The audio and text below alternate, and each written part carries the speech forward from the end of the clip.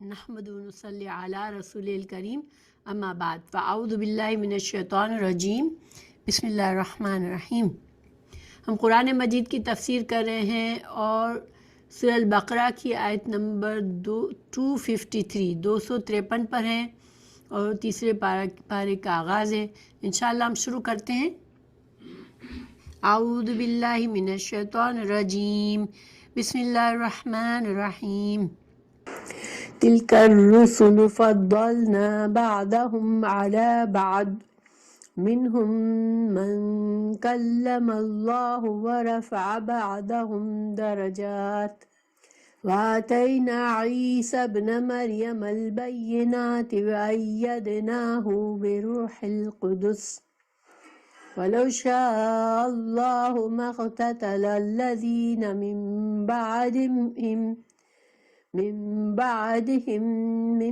بعد ما جاءتهم البينات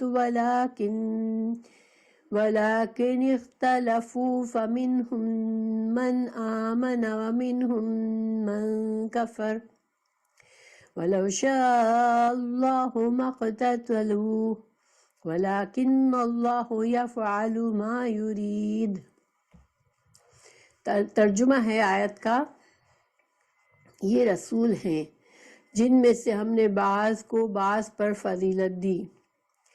ان میں سے بعض وہ ہیں جن سے اللہ تعالیٰ نے بات چیت کی اور بعض کے درجات، بعض کے درجے بلند کیے۔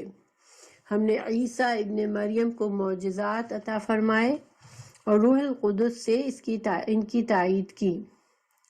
اگر اللہ تعالیٰ چاہتا تو ان کے بعد والے اپنے پاس دلیلیں آ جانے کے بعد ہرگز آپس میں لڑائی بھڑائی نہ کرتے، لیکن ان لوگوں نے اختلاف کیا۔ ان میں سے بعض تو مومن ہوئے اور بعض کافر، اور اگر اللہ تعالیٰ چاہتا تو یہ آپس میں نہ لڑتے، لیکن اللہ تعالیٰ جو چاہتا ہے کرتا ہے۔ تو اس آیت میں اللہ سبحانہ تعالیٰ نے اس آیت کا ہم پیچھے سے دیکھتے ہیں۔ پیچھے اللہ تعالیٰ نے کچھ باتیں ہمیں بتائی کہ اللہ سبحانہ تعالیٰ قوموں کو، ایک قوم جب ظالم ہو جاتی ہے تو اس کو دوسری قوم کے ذریعے سے اس ظالم قوم کو ختم کر کے نئی قوم کو لاتا ہے۔ تو اب یہاں پر ہمیں اس آیت کے اس کنیکشن سے ہمیں ایسا لگتا ہے کہ چونکہ اللہ تعالیٰ نے بندوں کو اکیلا نہیں چھوڑا، ہدایت کے بغیر نہیں چھوڑ دیا۔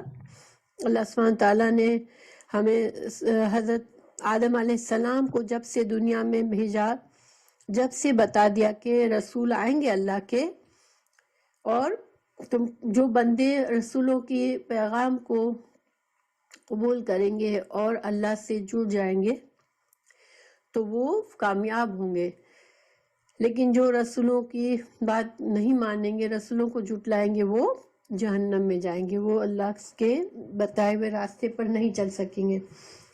تو اب یہاں پر اللہ سبحانہ تعالیٰ رسولوں کے بارے میں بتا رہے ہیں کہ اللہ نے تو کئی رسول بھیجے، اور سورہ بقرہ میں رسالت پر ایمان لانے کے کئی مقامات پر وضاحت کی گئی ہے، کیونکہ ایمان ہم کب لائیں گے اللہ پر؟ رسولوں پر ایمان لانا ضروری۔ اگر رسولوں پر ایمان ہوگا تو پھر انسان اللہ پر ایمان لائے گا، کیونکہ رسول اللہ کے وہ بندے ہیں جو اللہ کا پیغام پہنچاتے ہیں بندوں تک۔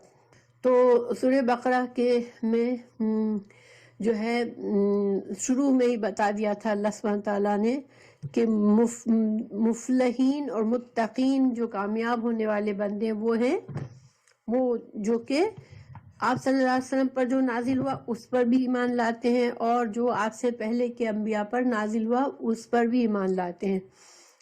اور اس کے علاوہ اللہ سبحانہ تعالیٰ نے حضرت آدم علیہ السلام کو جب زمین پہ بھیجا تو آیت 29 میں ہمیں بتایا کہ پیغمبر اللہ تعالیٰ اپنی طرف سے ہدایت بھیجیں گے اب، اور انسان کو اب دنیا میں رہنا ہے۔ حضرت آدم علیہ السلام سے ان کی نسل چلے گی، اور اللہ تعالیٰ بندوں کی ہدایت کے لیے انبیاء بھیجتا رہے گا، اور جو لوگ انبیاء کی بات مانیں گے وہ کامیاب ہوں گے، اور جو انبیاء کو جھٹلائیں گے وہ جہنم میں جائیں گے۔ اسی طرح پھر مومنوں کو آیت 136 میں فرمایا گیا کہ تم کہو کہ ہم ایمان لائے جو کچھ ہم پر نازل ہوا اور جو دوسرے انبیاء پر کو دیا گیا۔ مومنوں پر یہ واضح کر دیا کہ تمام انبیاء پر ایمان لانا ضروری ہے، بار بار یہ بات کہہ کر کہ رسول اللہ صلی اللہ علیہ وسلم ہمارے نبی ہیں، ہم ان کی تعلیمات پر عمل کرتے ہیں، ان کی باتوں کے مطابق ہم زندگی گزارتے ہیں، یہ ہماری شریعت ہے۔ مگر ایمان لانا تمام انبیاء پر یہ لازمی ہے۔ اور ایمان کیا ہونا چاہیے رسولوں کے بارے میں؟ کہ رسول جو ہیں وہ اللہ کے چوز کیے ہوئے بندے ہوتے ہیں، اللہ تعالیٰ کے منتخب کیے ہوئے بندے ہوتے ہیں، جو کہ اللہ ان کو فرشتوں کے ذریعے اپنا پیغام بھیجتا ہے۔ اور یہ رسولوں کا جو مشن ہوتا ہے وہ کیا ہوتا ہے؟ بندوں کو اللہ سے جوڑنا، ان کو توحید کا پیغام دینا اور ہدایت اور گمراہی کے راستے کو واضح کرنا، یہ کام ہوتا ہے انبیاء کا۔ اور ہم سے کہا گیا کہ تمام انبیاء پر ہمیں ایمان لانا ہے، گویا کہ ہمیں یہ یقین رکھنا ہے کہ اللہ کے تمام جو اتنے بھی انبیاء تھے وہ اسی مشن کے غرض سے آئے، اور یہ اللہ کے چوز کیے ہوئے بندے تھے۔ ان کی عزت کرنا، ان پر ایمان لانا اور ان کے بارے میں اچھا گمان رکھنا، یعنی کہ ان کے بارے میں یقین رکھنا کہ وہ اللہ کے ان کا پیغام لے کر آئے تھے، تو یہ ہمارے لیے ضروری ہے۔ البتہ شریعت تو ظاہر ہے ہم رسول اللہ صلی اللہ علیہ وسلم کی مانتے ہیں۔ اب یہاں پر اللہ تعالیٰ بتا رہے ہیں کہ یہ تو تھا کہ اللہ سبحانہ تعالیٰ نے تو انبیاء بھیجے، اور پھر اللہ تعالیٰ نے مختلف انبیاء کو ان کے وقت کے لحاظ سے، ان کے کن لوگوں سے ان کا واسطہ تھا، کیا زمانہ تھا، انسانیت کس دور میں اس وقت تھی، کتنی ترقی یافتہ تھی، ان سب باتوں کے مد نظر اللہ تعالیٰ نے انبیاء کو فضیلت دی، مختلف انبیاء کو مختلف قسم کی خصوصیات دیں، کچھ کو مختلف معجزے دیے۔ تو یہ اللہ کی حکمت کی وجہ سے تھا۔ اللہ سبحانہ تعالیٰ چونکہ خالق ہے، وہ جانتے ہیں کہ کس زمانے میں کس نبی کو کس طرح سے پبلک سے لوگوں کو میسج پہنچانا ہے، اور کن چیزوں کی ضرورت ہے جس سے وہ لوگوں کے دلوں میں ایمان جگا سکے۔ تو اللہ تعالیٰ یہاں پر ہم اس روشنی میں ہم پڑھتے ہیں ان آیت کو، تلکا یہ الرسل، رسول کی جمع ہے رسل، یہ رسول ہیں، فضلنا فضیلت دی ہم نے، بعدہم ان میں سے بعض کو علی بعد اوپر بعض کے۔ اللہ تعالیٰ فرما رہے ہیں کہ یہ انبیاء کرام اللہ سبحانہ تعالیٰ کے رسول ہیں، جن میں سے اللہ تعالیٰ نے بعض کو بعض پر فضیلت عطا فرمائی۔ منہم ان میں سے، من وہ ہیں جو کلمہ کلام کیا اللہ نے، ورفع اور بلند کیا، بعضہم ان میں سے بعض کو، درجوں میں۔ تو اللہ تعالیٰ فرما رہے ہیں کہ کسی کو کیا خوبی دی کہ اس کے ساتھ اللہ سبحانہ تعالیٰ نے کلام کیا، تو یہ حضرت موسیٰ علیہ السلام کی خاص فضیلت تھی۔ ویسے تو معراج کے موقع پر صلی اللہ علیہ وسلم سے بھی اللہ سبحانہ تعالیٰ نے کلام فرمایا، لیکن موسیٰ علیہ السلام کلیم اللہ کہلاتے، اس لیے موسیٰ علیہ السلام سے دنیا میں اللہ نے کلام فرمایا، اور اللہ تعالیٰ فرمایا کہ بلند کیے کچھ کے درجات دوسروں پر۔ جیسے اللہ تعالیٰ نے بعض انبیاء کو زیادہ فضیلت دی بعض کے مقابلے میں، جیسے ہمارے رسول اللہ صلی اللہ علیہ وسلم خاتم النبی ہے، آخری رسول ہیں، اور اب قیامت تک کوئی اور رسول نہیں آئے گا، کوئی اور نبی نہیں آئے گا، تو اور اللہ سبحانہ تعالیٰ نے آپ کو امام بنایا تمام انبیاء کا، تو یہ آپ صلی اللہ علیہ وسلم کا درجہ ہے کہ اللہ نے ان کو یہ درجہ دیا، ٹھیک ہے۔ وَآتَيْنَا اور دی ہم نے عیسیٰ علیہ السلام کو عیسیٰ ابن مریم، عیسیٰ علیہ السلام کا ہمیشہ اللہ سبحانہ تعالیٰ پورا نام لیتے ہیں کہ عیسیٰ ابن مریم تھے، ان کی ماں کی طرف ان کی نسبت کی جاتی ہے، گویا یہ ایک ثبوت ہوتا ہے کہ حضرت عیسیٰ علیہ السلام کے باپ نہیں تھے، اس لیے کہ عام طور پر باپ ہی کے طرف نسبت کی جاتی ہے، مگر حضرت عیسیٰ کا ہمیشہ اپنی ماں کے ساتھ نام آیا قرآن میں۔ تو عیسیٰ ابن مریم کو اللہ سبحانہ تعالیٰ فرما رہے ہیں کہ ہم نے دی البینات، روشن نشانیاں، معجزات، بہت واضح معجزات دیے ان کو، وَأَيَّدْنَاهُ، اور ان کی تائید کی، مدد کی ان کی، بروح القدس، روح القدس، روح کا مطلب ہوتا ہے روح جو ہماری بھی روح ہوتی ہے، ایک ذی جان جس کے اندر جان ہے، اور قدس پاک روح سے اللہ نے، یعنی کہ حضرت جبرائیل کو روح القدس کہتے ہیں، یہ ان کا لقب ہے۔ تو اللہ نے، قدس جو ہے اللہ سبحانہ تعالیٰ کے ناموں میں سے ایک نام ہے، تو یعنی اللہ کی طرف سے ایک روح، یعنی کہ حضرت جبرائیل علیہ السلام۔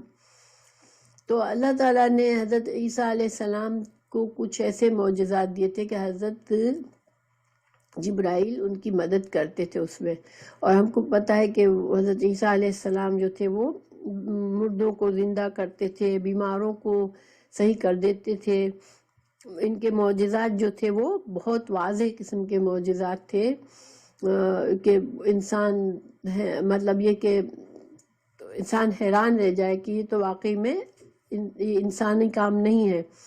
پھر وَلَوْ شَاءَ اللَّهُ، اور اگر شاء چاہتا اللہ، مقتتل نہ قتل کرتے، نہ باہم لڑتے، ٹھیک ہے، نہ ایک دوسرے سے لڑتے، الذین وہ لوگ، من سے، بعدہم ان انبیاء کے آنے کے بعد، کیونکہ من بعد اس کے بعد، ما جو جاءتہم آ گئی ان کے پاس، البینات کھلی نشانیاں، تو انبیاء جو کہ کھلا پیغام لائے، واضح پیغام لائے اللہ کی طرف سے، توحید کا پیغام لائے، رسالت کا، آخرت کی سب بتایا انسانوں کو، تو اب وہ سب ہدایت کا پیغام مل جانے کے بعد لوگ جو ہے وہ ایک دوسرے سے لڑتے جھگڑتے نا، لیکن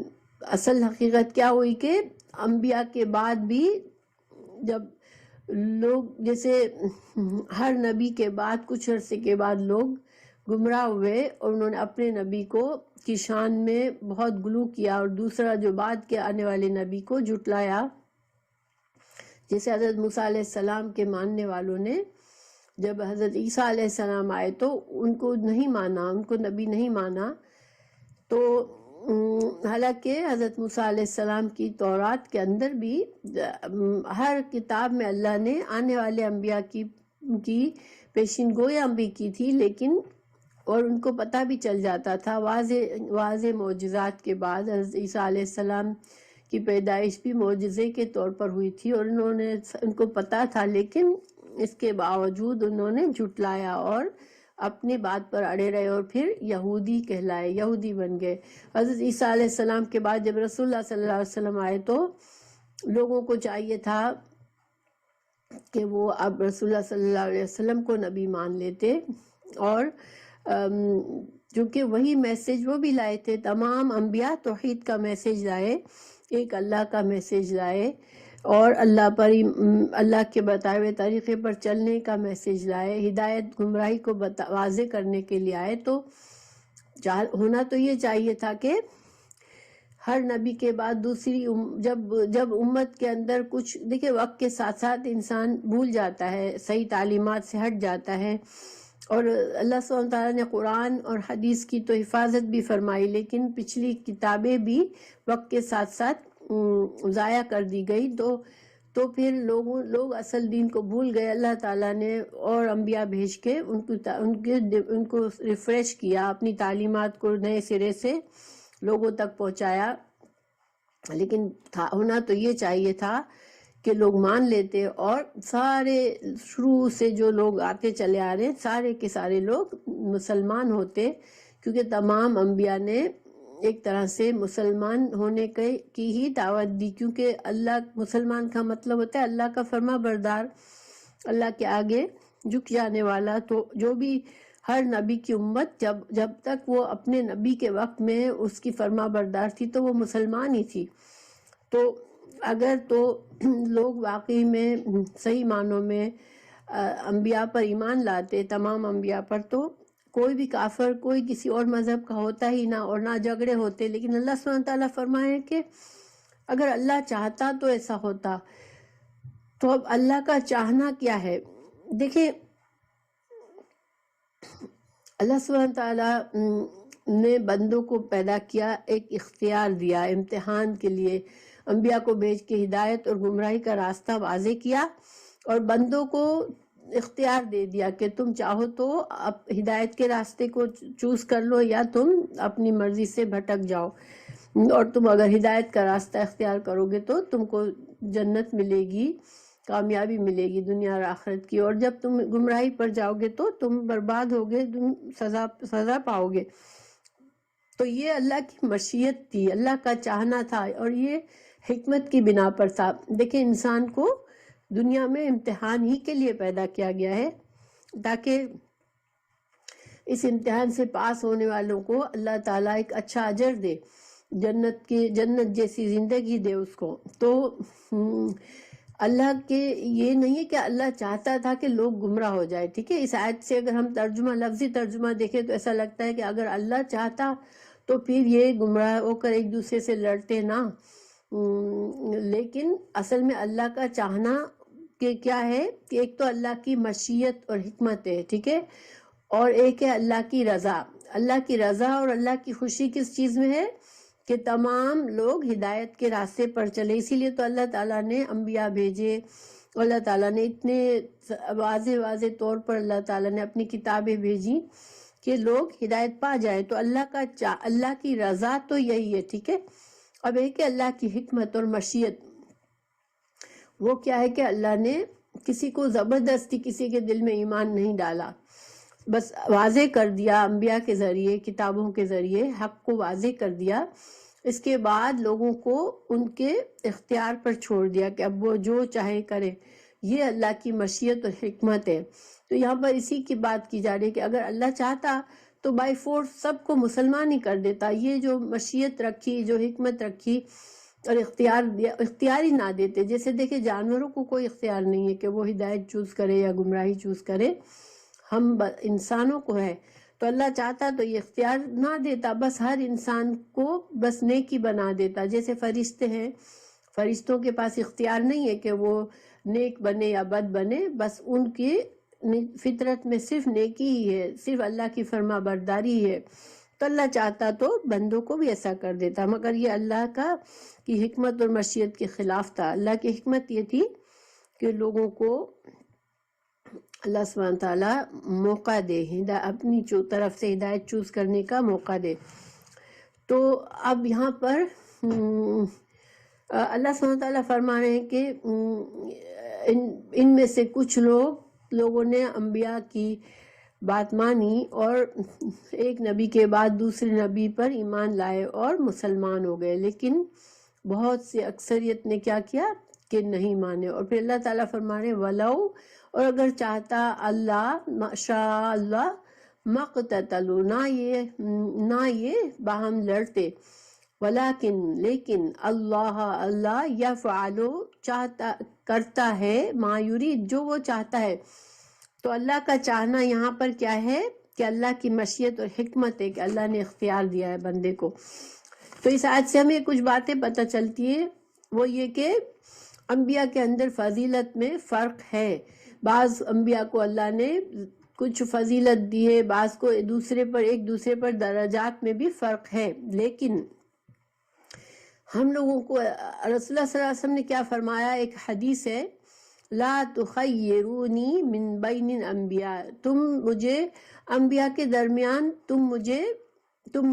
انبیاء کے درمیان فضیلت مت دو۔ تو اس کا کیا مطلب ہے؟ دیکھیں، آپ صلی اللہ علیہ وسلم کی فضیلت اپنی جگہ پر ہے، لیکن اصل طریقہ اور ادب کیا ہے؟ احترام کیا ہے انبیاء کا، کیونکہ انبیاء علیہ السلام اللہ کے چنے ہوئے بندے ہیں اور وہ ایک مشن سے آئے ہیں. تو ہمیں کیا کہا گیا کہ ہمیں جو ہے ان سب کی عزت کرنی اور ان سب پر ایمان لانا ہے کہ یہ اللہ کے انبیاء ہیں، اور ان سب کا ایک مشن تھا جو کہ وہ توحید کا پیغام لے کر آئے اور بندوں کے لیے ہدایت اور گمراہی کی وضاحت کرنے کے لیے آئے. تو ہمیں، کیونکہ دیکھیں جب انسان کیا کرتا ہے کہ میرا نبی تو سب سے بہتر ہے، اب وہ اس کے لیے پھر جگڑتا ہے دوسروں سے، دوسروں کے انبیاء کو کمتر بتاتا ہے. تو ہمیں یہ چیز اسلام کے ایمان کے خلاف ہے. ٹھیک ہے، حضرت موسیٰ علیہ السلام بھی ہمارے لیے وہی عزت رکھتے ہیں جو اللہ کے ایک نبی کی عزت ہونی چاہیے. ہمیں ایمان ہے کہ وہ بھی اللہ کے سچے نبی تھے. حضرت عیسیٰ علیہ السلام کے بارے میں بھی ہمارے لیے یہی ہے، اور ہم کو اللہ سبحانہ تعالیٰ نے آیت 136 میں بھی ہم کہہ دیا کہ مسلمانوں تم کہو کہ ہم جو ہے تمام انبیاء پر ایمان لاتے ہیں. تو اور دوسری جگہ پر بھی کہا گیا ہے کہ تم فرق مت کرو انبیاء کے درجات میں. تو مگر اس کا یہ مطلب نہیں ہے کہ اگر میں کہتی ہوں کہ یہ تمام انبیاء پر ایمان ہے میرا اور تمام اللہ تعالیٰ کے نبی تھے اور رسول اللہ صلی اللہ علیہ وسلم کو اللہ تعالیٰ نے انبیاء کا امام بنایا، اللہ تعالیٰ نے ان کو فضیلت دی کہ وہ قیامت تک کے انسانوں کے لیے نبی رسول ہیں، نبی ہیں، اور اللہ کے اذن سے وہ قیامت کے دن اللہ تعالیٰ ان کو ہی شفاعت کبریٰ کا مقام دیں گے. تو اس کا یہ مطلب نہیں ہے کہ میں یہ نہیں کہہ سکتی ہوں. ٹھیک ہے، چونکہ یہاں پر اللہ تعالیٰ فرما رہے ہیں کہ مطلب یہاں پر رسول اللہ صلی اللہ علیہ وسلم فرما رہے ہیں کہ تم مجھے فضیلت مت دو دوسرے انبیاء کے مقابلے میں. اور آپ کو پتہ ہے کہ صحیح حدیث، یہ بخاری کی حدیث ہے، اور صحیح حدیث پر بھی عمل کرنا ہمارے لیے اتنا ہی لازمی ہے جتنا قرآن پر. تو مطلب اس حدیث کا کیا ہے کہ ہم کمپیئر نہ کریں کہ اچھا تم عیسائی سے کہے کہ حضرت عیسیٰ سے تو ہمارے نبی اچھے تھے، یا عیسائی ہمیں کہے کہ نہیں ہمارے نبی تم سے زیادہ اچھے تھے. اس طرح کا جھگڑا نہیں ڈالنا، کیونکہ تمام نبی ہی اللہ کی طرف سے آئے اور ایک ہی مشن لے کے آئے. تو اس کا مطلب یہ ہے. ٹھیک ہے، پھر یہ کہ ہمیں یہ بھی پتہ ہے کہ تمام انبیاء کے معجزات الگ طرح سے تھے، ان کے مقامات الگ تھے. حضرت عیسیٰ علیہ السلام مردوں کو زندہ کر دیتے تھے، اور وہ ان کے پاس بالکل بیمار کو ہاتھ لگا کر جو کوڑی کا مریض ہوتا تھا اس کو بھی صحیح کر دیتے تھے. حضرت موسیٰ علیہ السلام نے اللہ سے کلام کیا جو کہ بہت بڑی فضیلت ہے. تو یہ خاص ان کی فضیلت ہے. تو یہ چیزوں سے ہمارا ایمان ہے.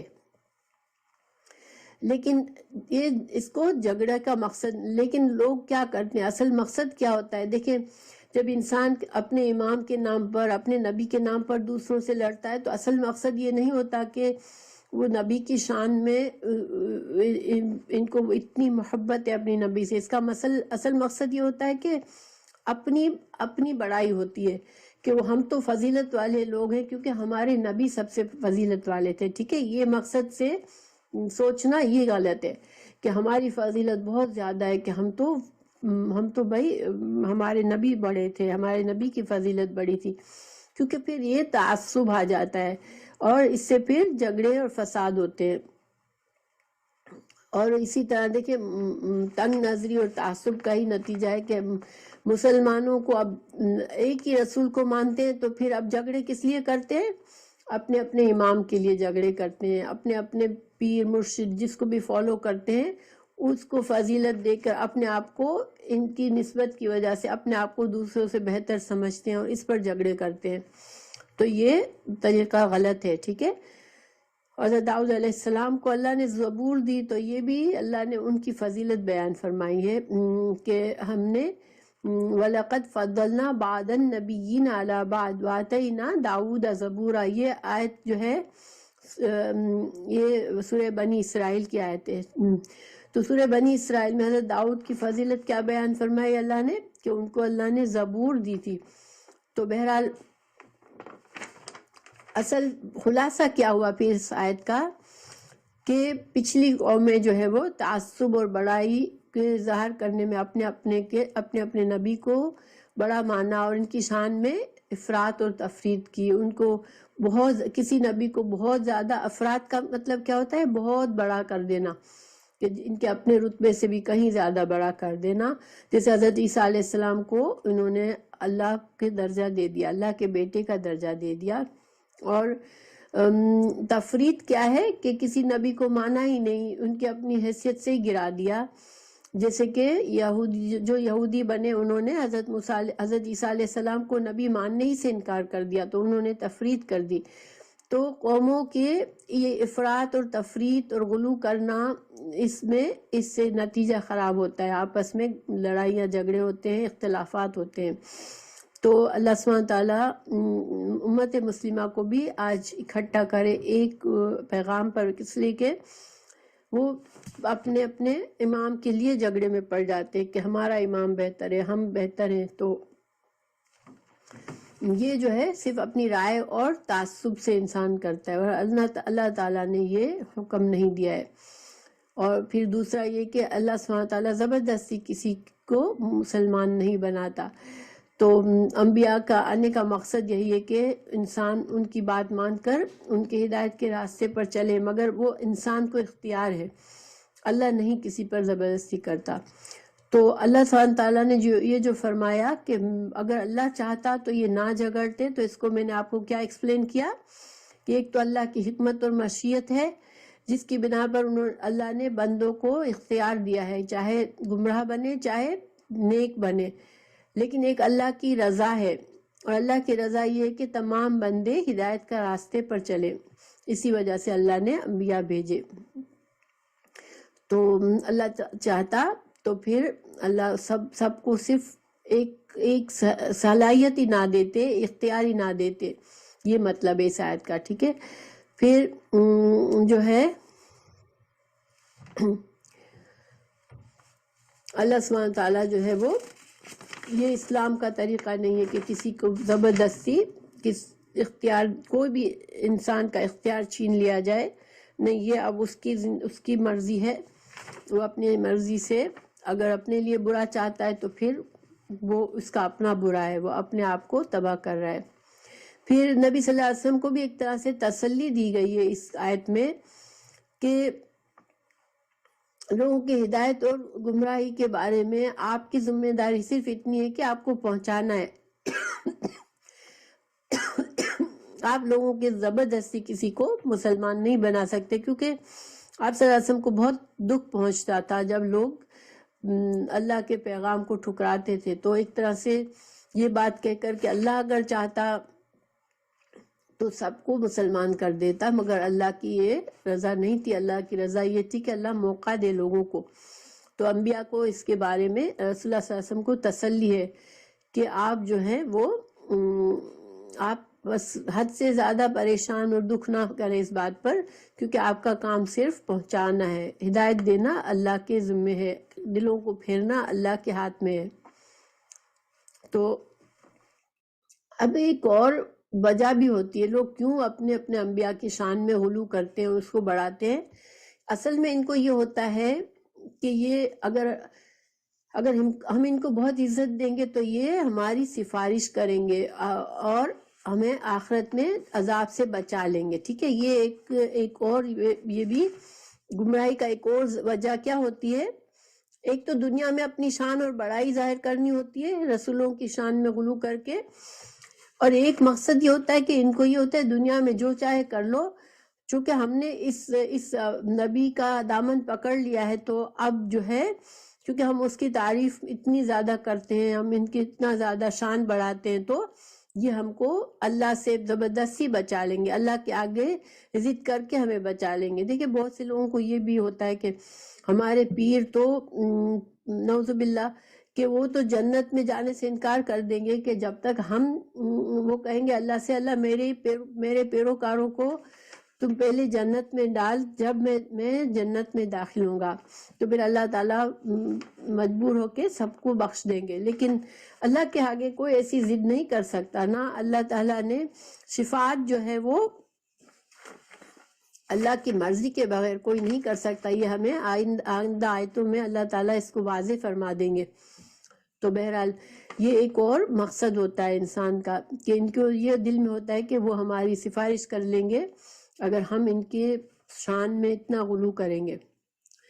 تو اب دوسری آیت ہے یا ایھا الذین، اے لوگو جو ایمان لائے ہو، انفقو خرچ کرو، مما اس میں سے جو رزق رزق دیا نا ہم نے کم تم کو، من سے قبلی اس سے پہلے، ان یہ کہ یاتیا آ جائے، یومن ایک دن، لا نہیں، بیعن کوئی تجارت، بے کا مطلب ہوتا ہے تجارت، فیہی اس میں، ولا اور نہ، خلتن گہری دوستی، خلیل جس کو کہتے ہیں نا اردو میں، خلیل کون ہوتا ہے؟ گہرا دوست ہوتا ہے. تو خلتن دوستی، ولا اور نہ، شفاعتن نہ کوئی سفارش ہوگی، والکافرون اور کافر، ہم وہ، الظالمین ظالمون وہ ظالم ہے. شفاعت کا کیا صرف تعلق ہے کہ یہ لوگوں کا جو غلط عقیدہ ہے اپنے اپنے انبیاء کے بارے میں کہ ہمارا نبی بہت ہم سے سب سے زیادہ ہے، تو اصل مقصد ان کے دل میں کیا ہوتا ہے کہ یہ ہم کو اللہ سے بچا لے گا، عذاب سے بچا لے گا. تو بہرحال یہاں پر اللہ تعالیٰ انفاق فی سبیل اللہ کے لیے رزق جو دیا ہے اللہ نے اس کو خرچ کرنے کا حکم دے رہے ہیں، اس سے پہلے کہ وہ دن آ جائے جب کہ اب کچھ نہیں ہو سکتا نا. اب انسان کچھ بے، تجارت کا مطلب یہ ہے کہ اب انسان کچھ دے کے اپنے آپ کو چھڑا نہیں سکے گا، ٹھیک ہے، اس لیے کہ موت آ گئی، اس کے بعد انسان کے پاس اب کوئی اختیار نہیں ہے، کوئی اس کے پاس مال نہیں ہے، کوئی چیز نہیں ہے جس کو دے کر وہ اپنے آپ کو بچا سکے. صرف کیا چیز ہوگی؟ نیک اعمال ہی تمہارے کام آئیں گے. تو ایمان اور نیک اعمال جو ہے وہی بس آخرت میں ہمارے ساتھ ہوں گے. تو رزق خرچ کرو، رزق میں اللہ کے رزق میں ہر چیز آ جاتی ہے. اللہ تعالیٰ نے جو مال دیا وہ بھی اللہ کا رزق ہے، اللہ تعالیٰ نے علم دیا کسی کو وہ بھی رزق ہے، اللہ نے قوت اور صلاحیت دی تو وہ بھی رزق ہے، اللہ نے اچھی عقل دی، سمجھ دی، وہ بھی رزق ہے، اور اچھا اخلاق، اچھی عادت دی، وہ بھی رزق ہے اللہ کا.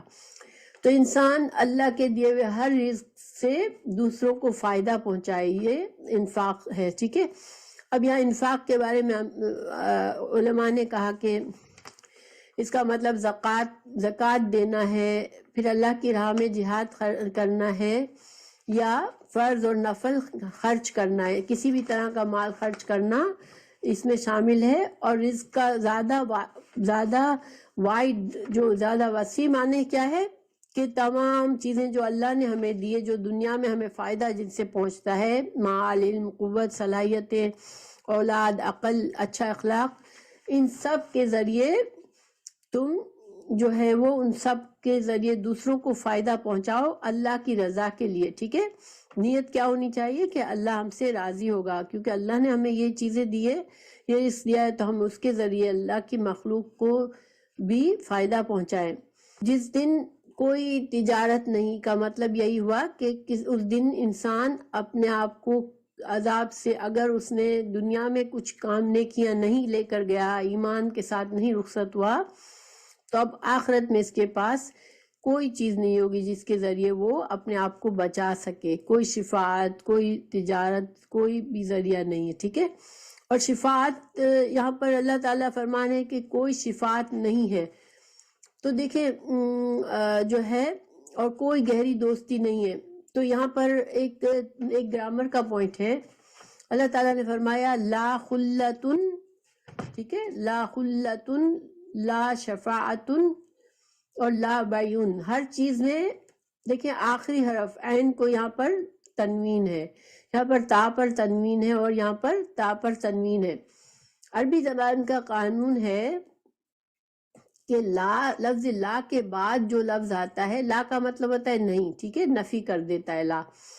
تو لا کے بعد جو اسم ہے اگر اس کے آخری حرف پر بجائے تنوین کے زبر ہو، ٹھیک ہے، جیسے ہو لا بیع، لا خلتا، لا شفاعتا، تو مطلب میں فرق آ جاتا ہے، اور لا بیعن، لا خلتن اور لا شفاعتن میں مطلب فرق ہوتا ہے۔ کیا فرق ہوتا ہے کہ دیکھیں اس کا مطلب ہوتا ہے لا بیعن، تجارت نہیں ہے، ٹھیک ہے، تجارت نہیں ہے، لا خلتن، گہری دوستی نہیں ہوگی، لا شفاعتن، شفاعت نہیں ہوگی، ٹھیک ہے۔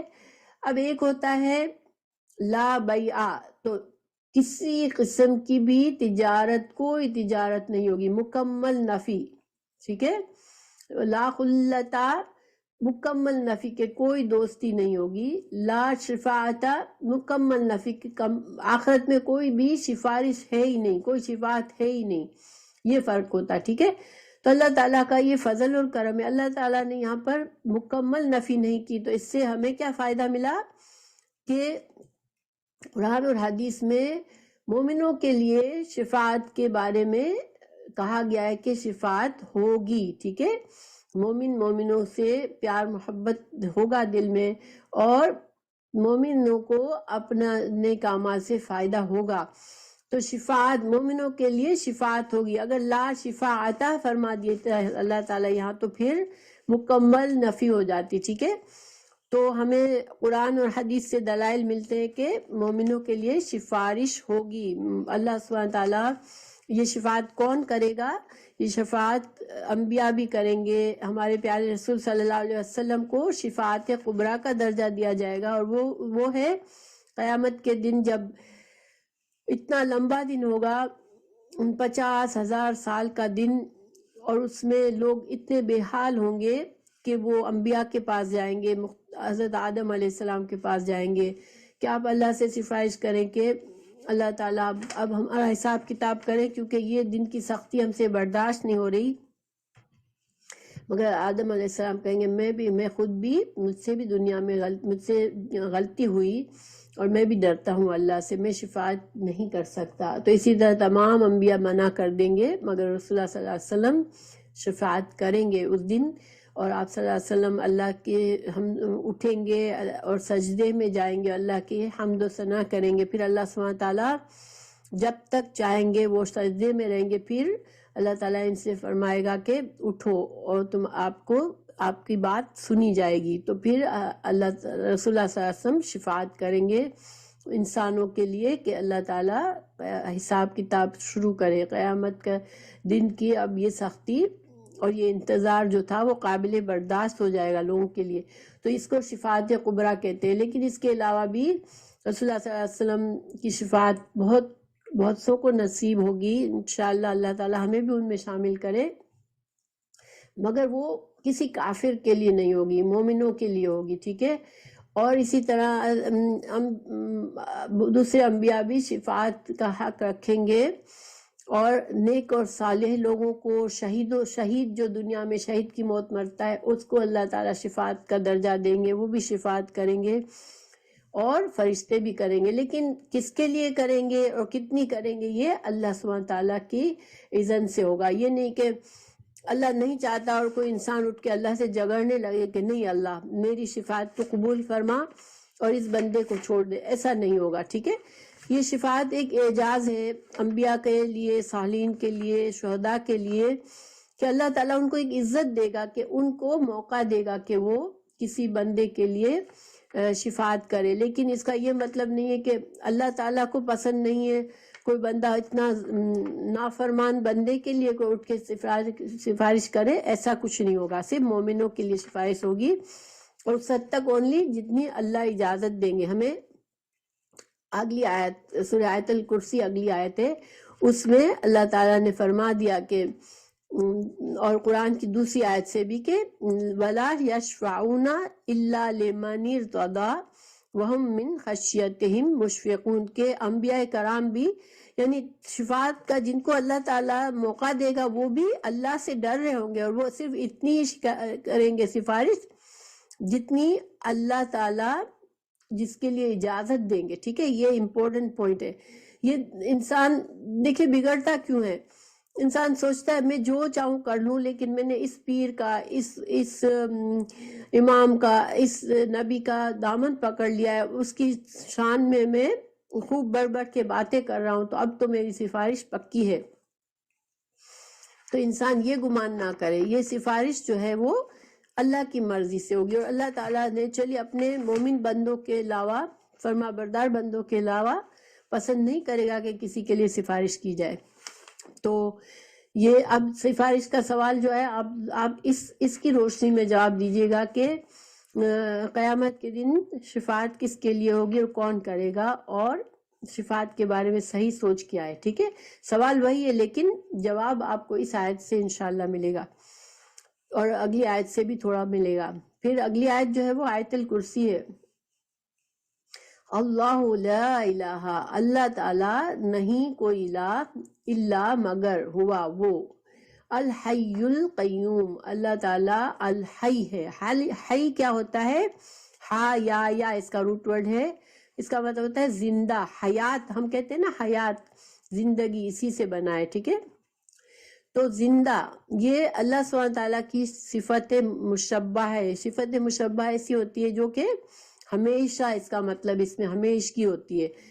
تو عربی زبان کے جو الفاظ بنتے ہیں تو اس میں ایک بناوٹ کی وجہ سے بھی ایک معنی ہوتا ہے۔ تو الحی جو ہے یہ صفت مشبہ، اللہ سبحانہ تعالیٰ کی ایک صفت ہے جس میں ہمیشگی کا معنی ہے۔ اللہ کے سوا کوئی بھی کسی اور کو ہم الحی نہیں کہہ سکتے، ٹھیک ہے؟ ایک عام انسان، کوئی زندہ چیز حیون کہلا سکتی ہے، حیون، مگر الحی جو ہے وہ نہیں کہلا سکتی۔ الحی اللہ کی صفات میں سے ایک نام ہے۔ تو اللہ ہمیشہ زندہ رہنے والا ہے۔ القیوم، قیوم جو ہے اس میں مبالغہ ہے، یعنی یہ وزن، جس وزن سے یہ بنا ہوا ہے، فیعول، یہ وزن ایسا ہے کہ جس میں خود سے میننگ کس چیز کا آتا ہے کہ ہمیشہ سے قائم رہنے والا۔ اس میں بہت زیادہ مبالغہ ہے کہ اللہ تعالیٰ وہ ذات ہے جو کہ قائم رکھنے والی ہے، ٹھیک ہے، قائم رہنے والی ہے۔ خود اللہ تعالیٰ ہمیشہ سے ہے اور ہمیشہ رہے گا، اور اللہ تعالیٰ دوسروں کو قائم رکھنے والا ہے، یعنی اللہ کی ذات سے ہی کائنات کی ہر چیز قائم ہے۔ یعنی اللہ سبحانہ تعالیٰ دوسروں کی ضروریات ہستی اور جو بھی ان کی بقا کے لیے ضروری ہے وہ عطا کرتا ہے، ان کا نشو و نما، اور ان کے لیے ہر انسان اپنی بقا، اپنے قائم رہنے کے لیے اور اپنے نشو و نما کے لیے اللہ القیوم کا محتاج ہے۔ تو القیوم میں یہ سارا معنی ہے، ٹھیک ہے؟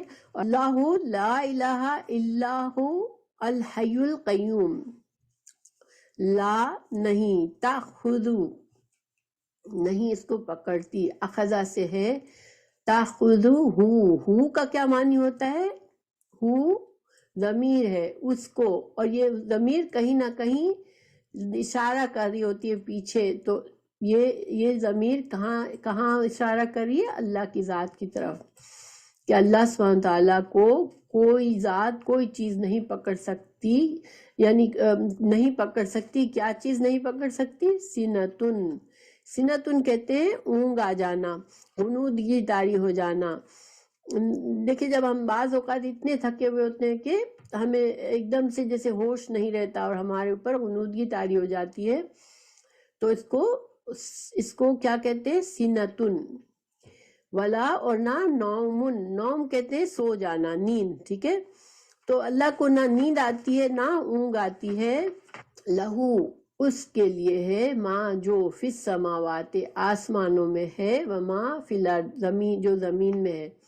من ذا الذی، کون ہے؟ من ذا وہ، الذی جو، یشفع سفارش کرے، یہاں پر سفارش کا پھر سے آ گیا، عندہ پاس ہو اس کے، اللہ مگر، بِإِذْنِهِ ساتھ اذن اس کے، یعنی کہ اللہ کے اذن کے علاوہ کون ہے جو اللہ کے دربار میں سفارش کرے، کسی اور بندے کی سفارش کرے۔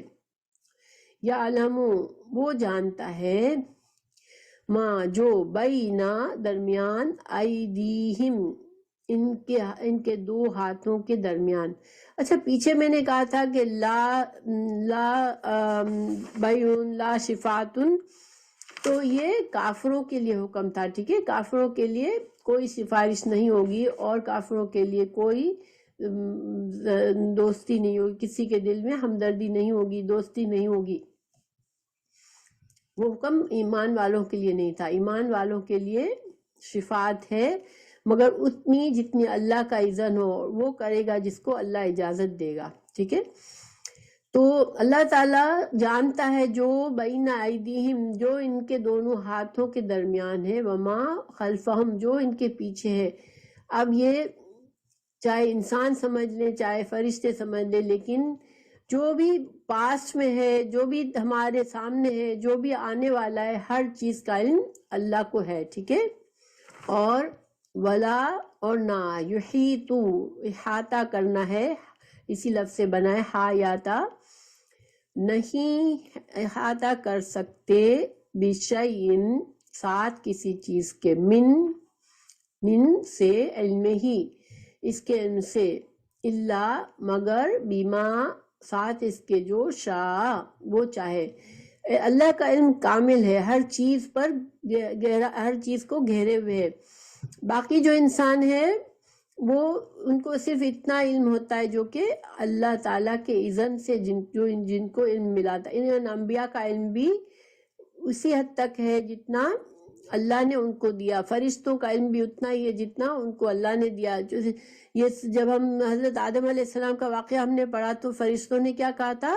سبحانک لا علم لنا الا ما علمتنا، یا اللہ تو پاک ہے، ہمارا تو کوئی علم نہیں ہے، صرف اتنا ہی جتنا تو نے ہمیں دیا.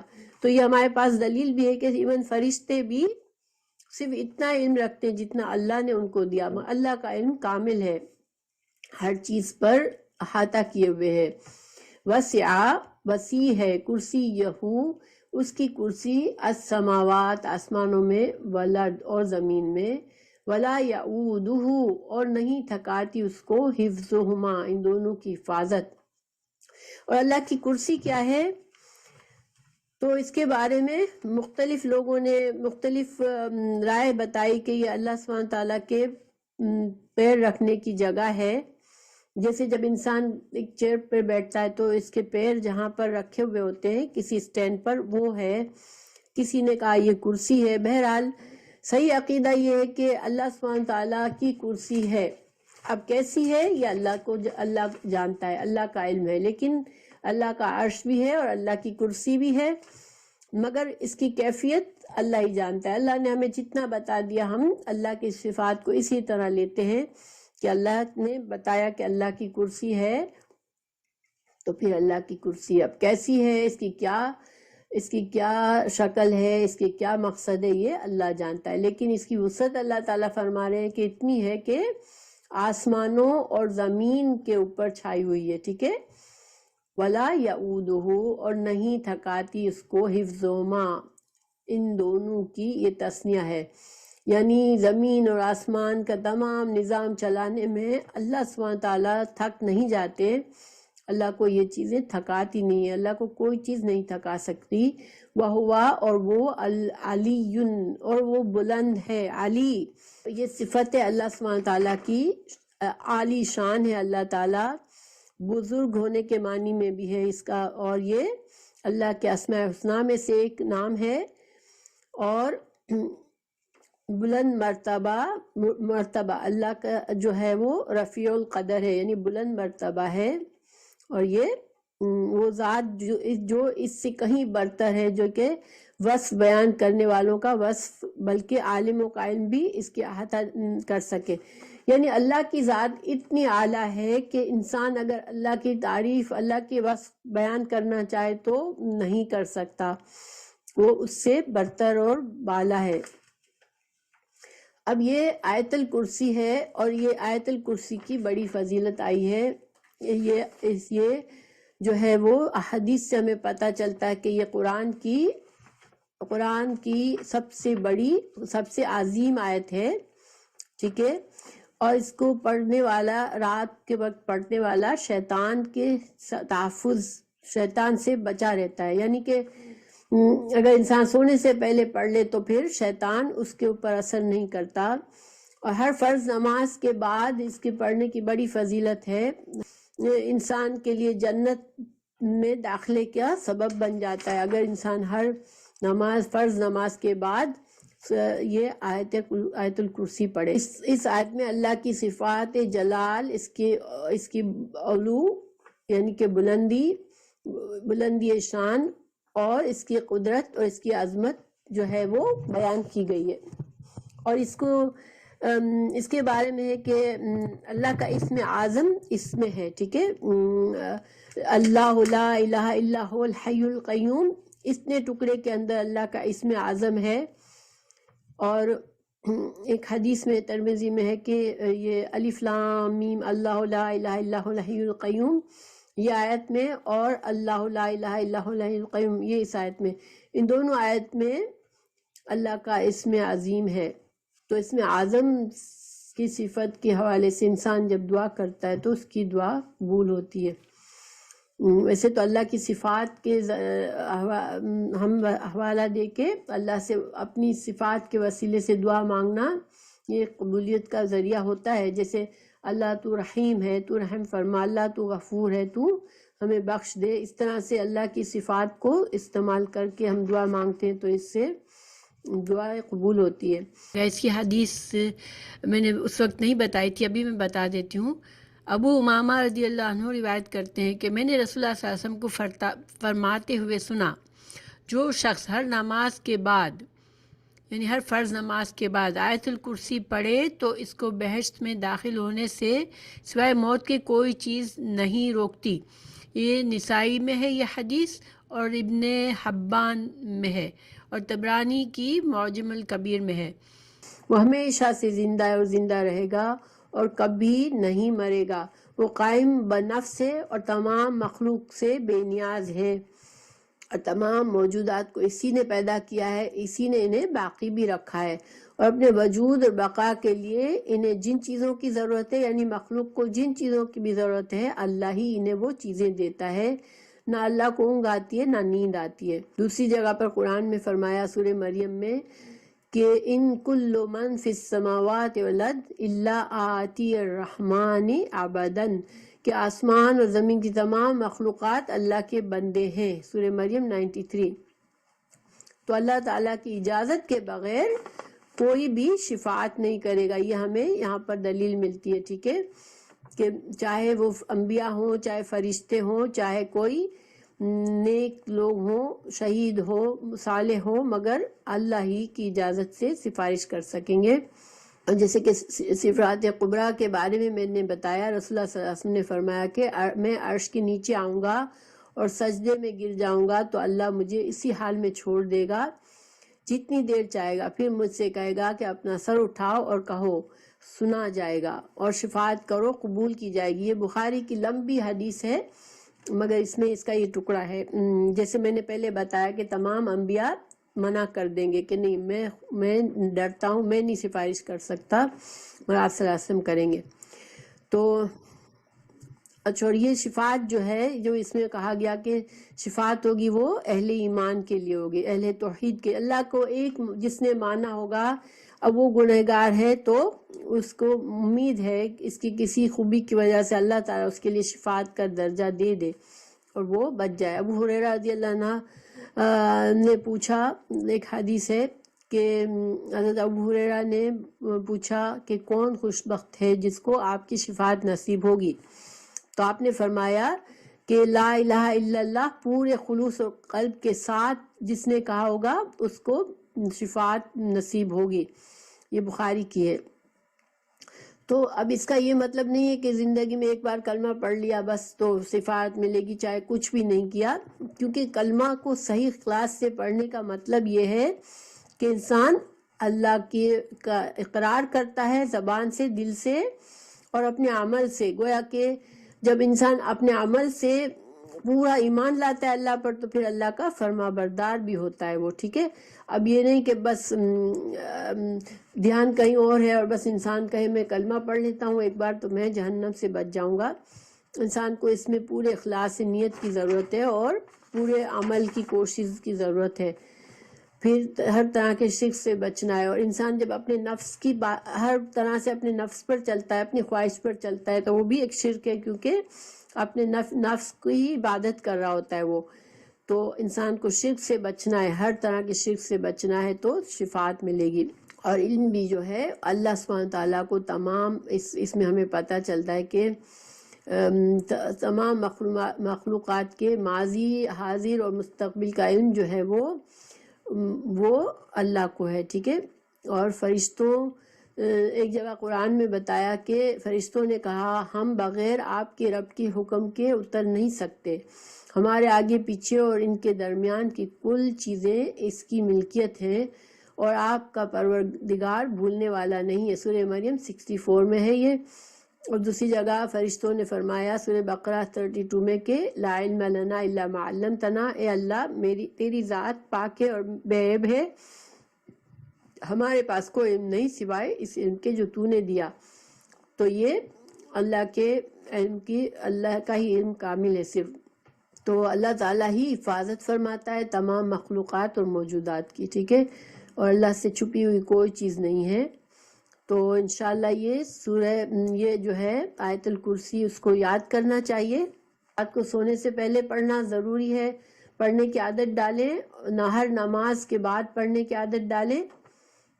اور جب کبھی دل میں وسوسہ آئے تو اس کو پڑھیں، انشاءاللہ اس سے حفاظت ہوگی ہماری. لا اکراہ، نہیں کوئی زبردستی، فی الدین، دین میں. تو دین میں اللہ تعالیٰ نے انسانوں پر زبردستی نہیں کی، جیسے کہ ہم نے پہلے بھی پڑھا کہ اللہ تعالیٰ کی مشیت اور حکمت یہ کہ اللہ اختیار دیتا ہے، زبردستی نہیں کرتا. تو یہاں بھی یہی بات ہے کہ کوئی زبردستی نہیں ہے دین میں. دین میں داخل ہونے کے لیے کسی کے اوپر جبر نہیں ہے. ٹھیک ہے. قد تبینہ، تحقیق بیان کی ہے، الرشد، ہدایت، من الغی، گمراہی سے. اللہ نے رسولوں کو بھیج کر اور کائنات میں نشانیاں رکھ کے ہدایت اور گمراہی کو واضح فرما دیا ہے اور لوگوں کو چوائس دے دیے. فمن یکفر، پھر جو کفر کرے گا، بالطاغوت، طاغوت کا. طاغوت کیا ہوتی ہے؟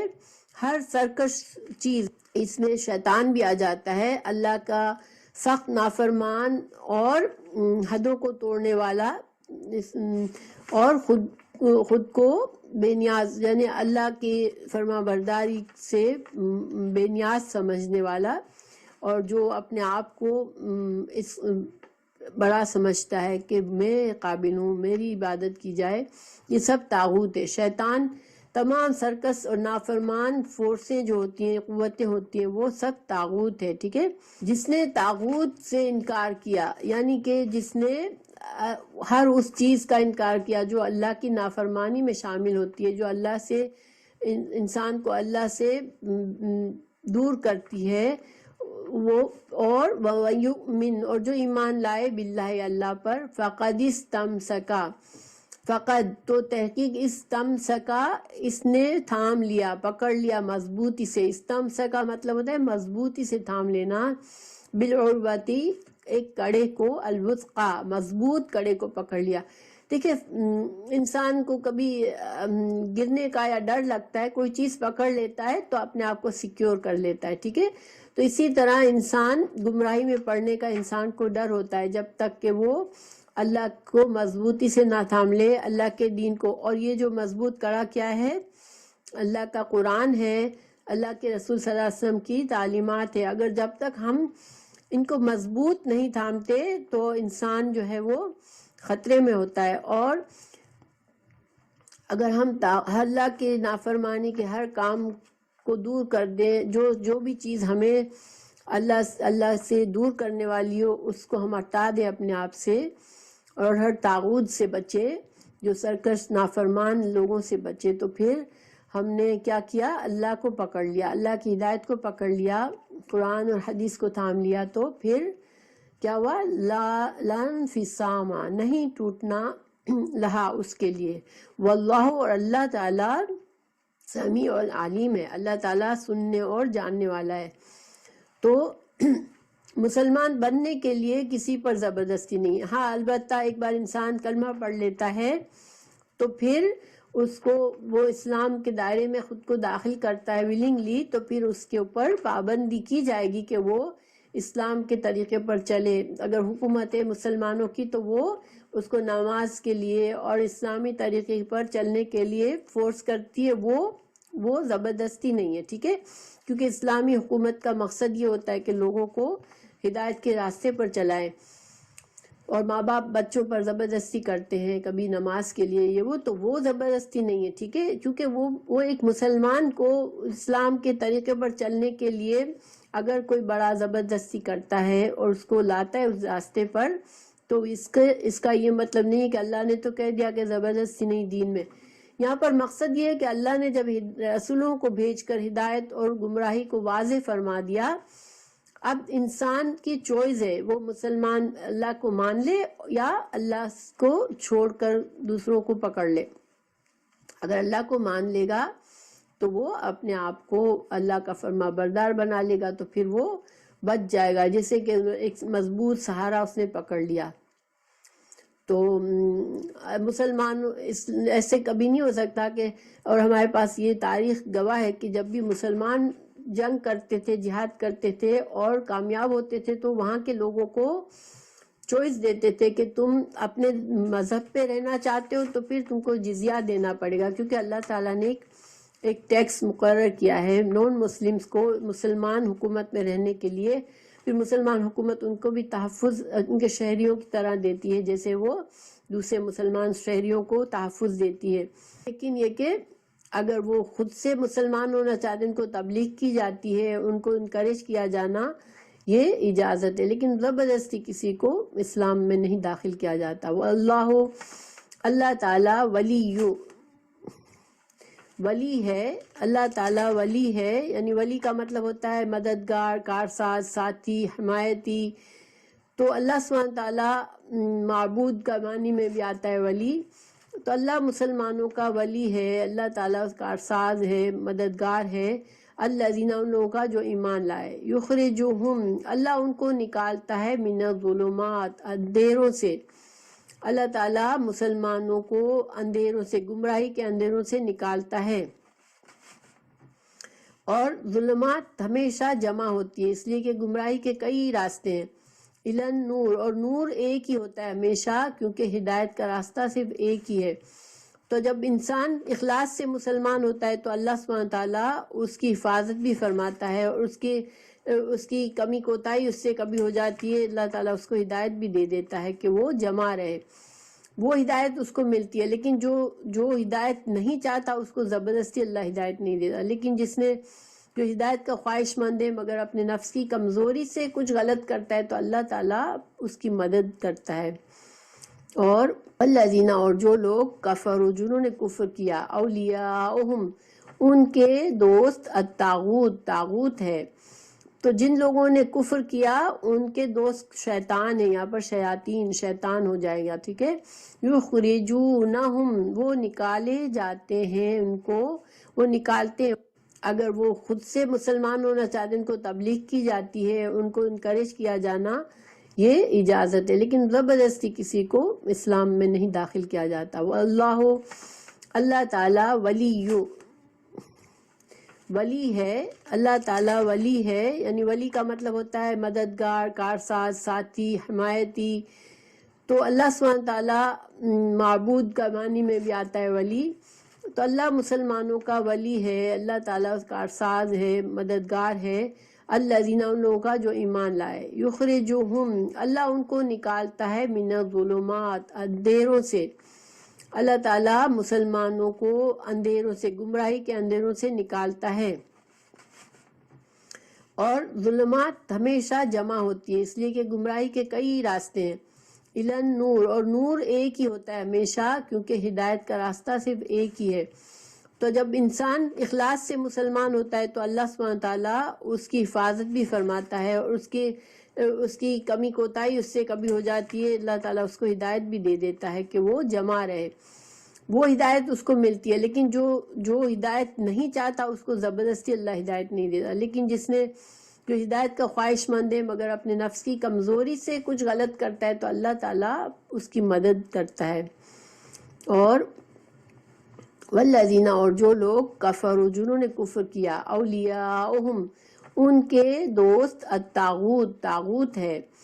تو جن لوگوں نے کفر کیا ان کے دوست شیطان ہیں، یہاں پر شیاطین، شیطان ہو جائے گا، ٹھیک ہے.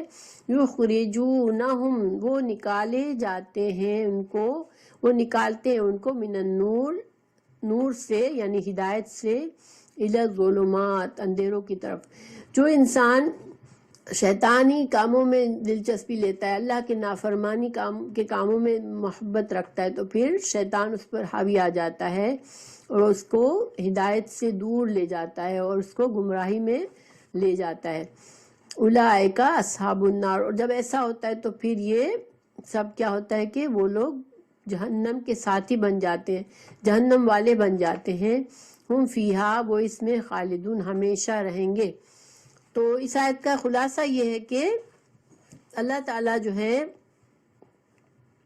اللہ کی حدود، بندگی کے حدود سے پار ہونے والے جو شخصیات ہیں ان سے بچنا چاہیے، کیونکہ وہ جو ہیں ان کو طاغوت کا ہے، سرکش لوگ ہیں. اور دو طرح کے لوگ ہیں، ایک نافرمان اور ایک فرما بردار. تو جو لوگ اللہ کی نافرمان لوگوں کے ساتھ دوستی رکھنا چاہتے ہیں، ان کے طریقے پر چلنا چاہتے ہیں، ان کے ساتھ ان کو دلچسپی ہوتی ہے، تو پھر وہ ان کو گمراہی کی طرف لے جاتے ہیں. جتنے ہم غلط کام کرتے ہیں اتنا زیادہ شیطان ہم پر حاوی ہونے لگتا ہے. اللہ تعالیٰ ہمیں محفوظ رکھے. اور جب اللہ تعالیٰ کی طرف ہم بھروسہ کرتے ہیں، توکل کرتے ہیں، دعا کرتے ہیں، اللہ سے جڑے رہتے ہیں، اللہ کی کتاب سے جڑے رہتے ہیں، تو پھر اللہ تعالیٰ ہماری مدد فرماتا ہے اور ہمیں گمراہی سے بچاتا ہے. اور جیسے میں نے بتایا کہ اللہ کا راستہ ایک ہی ہے، اس لیے نور ہمیشہ واحد اور ظلمات جمع ہوتی ہے. اللہ تعالیٰ نے دوسری جگہ فرمایا سورہ انعام میں، اور یہ دین میرا راستہ ہے جو مستقیم ہے، سو اس راہ پر چلو اور دوسری راہوں پر مت چلو. یہاں پر دین کا راستہ ایک راہ بتایا اللہ نے، اور دوسری راہیں گمراہی کی ہے. وہ راہیں تم کو اللہ کی راہ سے جدا کر دیں گی، اور اس کو تم کو اللہ تعالیٰ نے تاکیدی حکم دیا ہے تاکہ تم احتیاط رکھو، سورہ انعام 153 میں. تو انسان جب بھی گناہ کا کام کرتا ہے تو جب تک توبہ نہ کر لے وہ ایک خطرے میں ہوتا ہے. شیطان کو آسانی ہو جاتی ہے اس انسان پر حاوی ہونے میں. تو ہم کو اللہ سے ہمیشہ اپنی حفاظت مانگنی چاہیے، اور گناہ ہو تو فوراً سے توبہ کرنا چاہیے اور کوشش کرنی چاہیے کہ ہم گناہ سے بچ جائیں. ہم کو اپنا تجزیہ کرتے رہنا چاہیے کہ ہم ہدایت کی طرف بڑھ رہے ہیں یا کہ گمراہی کی طرف بڑھ رہے ہیں. ٹھیک ہے، اگر انسان گمراہی کی طرف بڑھ رہا ہے تو اس کو فکر کرنی چاہیے، توبہ استغفار کر کے پلٹنا چاہیے. اللہ تعالی ہماری زندگیوں کو اپنے نور ہدایت سے منور کرے، آمین.